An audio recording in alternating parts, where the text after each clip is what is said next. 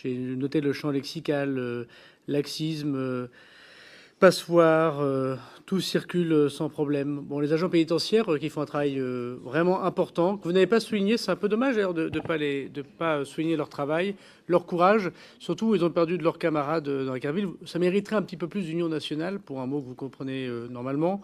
Et vous n'êtes pas au rendez-vous de cette union nationale, alors que je constate que les sénateurs du RN du Sénat ont soutenu et de ce texte et l'efficacité de ces mesures, les saluant d'ailleurs de leurs souhaits. Donc j'espère que dans le débat que nous aurons, ce ne sera pas un débat politicien comme malheureusement on vient d'avoir, mais ce sera un débat de soutien pour les agents pénitentiaires qui aujourd'hui doivent être un peu blessés de vos prises de position.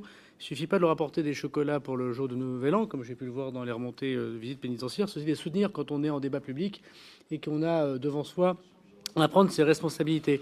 Et là, je voudrais simplement dire à Monsieur Gillet que quand j'étais ministre de l'Intérieur, j'avais écrit à tous les maires du Rassemblement national pour qu'ils puissent nous offrir un terrain pour construire des centres de rétention administratifs.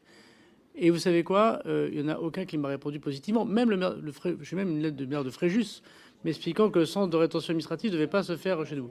Alors moi, je veux dire, j'ai regardé un petit peu dans les places de prison, parce que c'est une question que vous posez, évidemment. Le plan sera construit, encore faut-il qu'il ne faut pas faire tomber les gouvernements dans ces cas-là pour que les travaux puissent quand même avancer. Mais ils vont évidemment continuer, puisque 6500 places ont été construites par mes prédécesseurs, et j'aurai l'occasion le mois prochain de pouvoir dire qu'effectivement, nous tiendrons la construction des places de prison.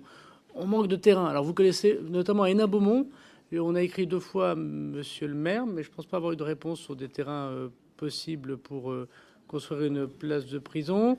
On a Monsieur le maire de Fréjus, si vous le connaissez, n'hésitez pas à leur dire qu'on peut être croyant et pratiquant, c'est-à-dire aussi nous adresser des terrains pour construire des places de prison. Donc voilà, si vous connaissez des maires du Rassemblement national qui veulent construire des prisons, voilà, on est très heureux de pouvoir avoir ces terrains, puisque non mais c'est important. C'est important que vos électeurs entendent aussi une chose, mais c'est pas très grave, on a le droit d'en discuter. C'est difficile d'obtenir une place des constructions de places de prison, on est bien d'accord, mais maintenant que vous êtes en responsabilité, on aimerait que les élus du Rassemblement national nous proposent aussi au moins une fois, peut-être une ville, nous propose un lieu pour construire une prison. Parce que c'est comme d'habitude, vous le dites ici à Paris, et vous ne le faites pas d'ailleurs, je constate que les débats qui sont évoqués tout à l'heure, Madame Leroux l'a évoqué, le fait que vous vouliez priver nos enquêteurs et nos magistrats de moyens pour lutter contre les messages cryptés, c'est le même débat qu'on a eu sur le séparatisme. Il faut lutter contre l'islamisme radical, et à la fin, vous n'avez pas voté la loi séparatisme.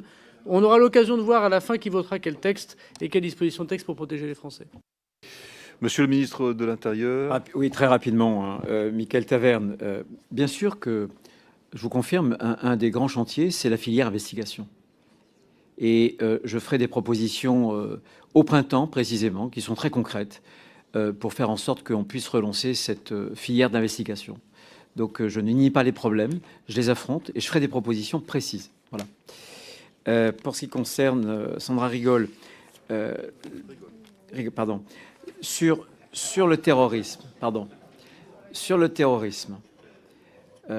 pourquoi est-ce que nous avons eu précisément des résultats?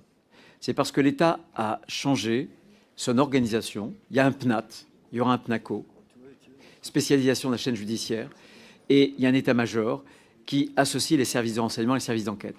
Et ça, c'est radicalement différent que lorsque on a un État qui fonctionne en silo. C'est le fonctionnement en silo qui rend l'État totalement inopérant.